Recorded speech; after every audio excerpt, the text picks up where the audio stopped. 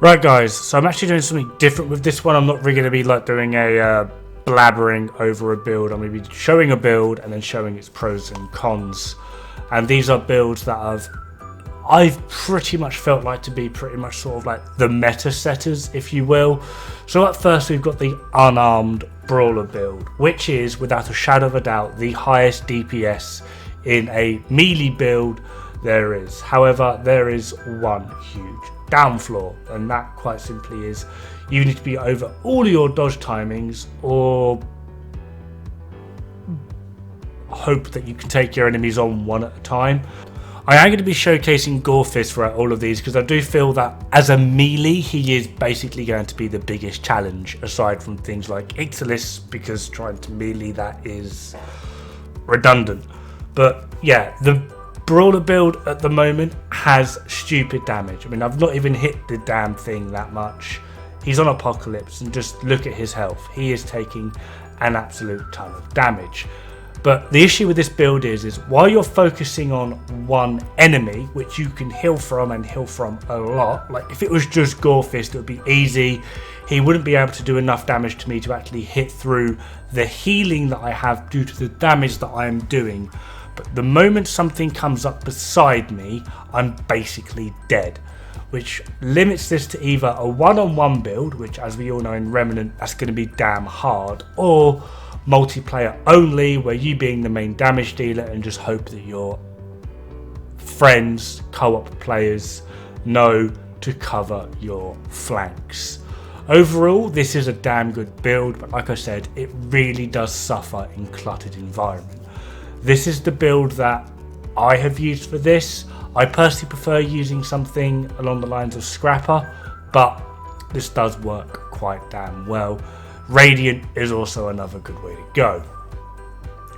For this build, we've all seen it, it got nerfed. However, it does still work. And although it does a hell of a lot of damage, it's a mere shadow of what it used to be, barely being able to do 1,000 damage really most of the time.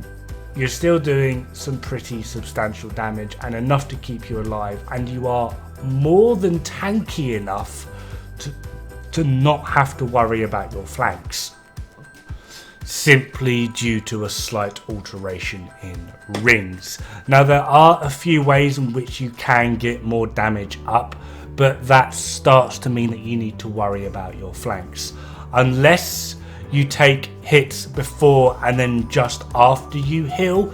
If you're taking consecutive hits through a dive or after you land, you will die. So for the flop build, at least of what I can figure out, it is still alive. It's just not what it used to be.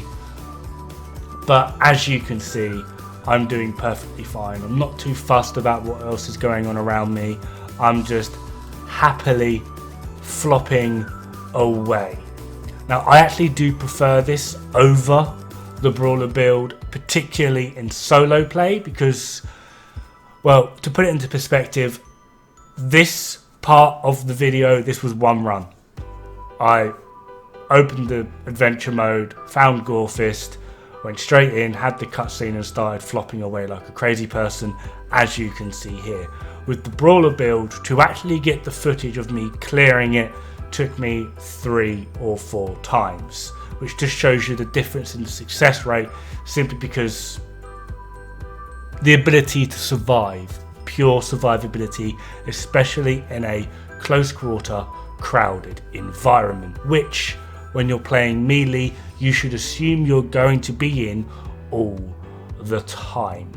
This does mean that particularly against certain bosses, you're going to have to run certain things such as Corrosive Aura, and another one I do recommend, but it's also dependent on the boss.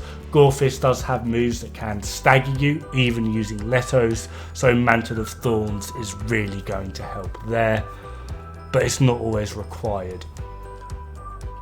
This is the build I was running for that. Ignore the actual weapons, by the way, they're just sort of things I put on immediately just to showcase.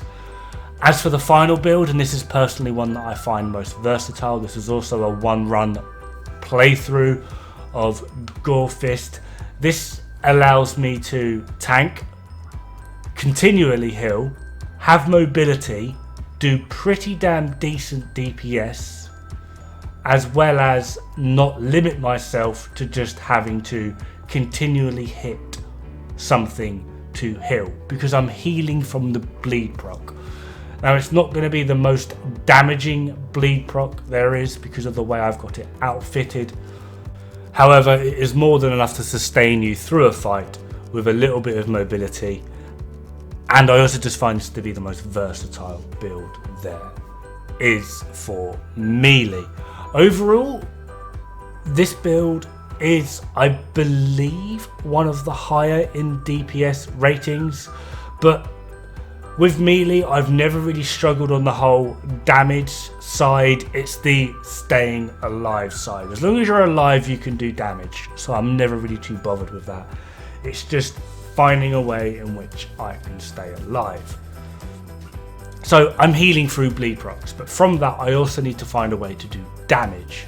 So for this, I run Scrapper's Armor, and then a rather weird setup. I'm using Polished Whetstone to increase the crit chance and crit damage, Bloodletter's Insignia to let me heal from the bleed proc, and then Ring of the Punisher, which is a hardcore drop, but the more status procs I have on, the more damage enemies take from all sources, which includes hits and bleed proc.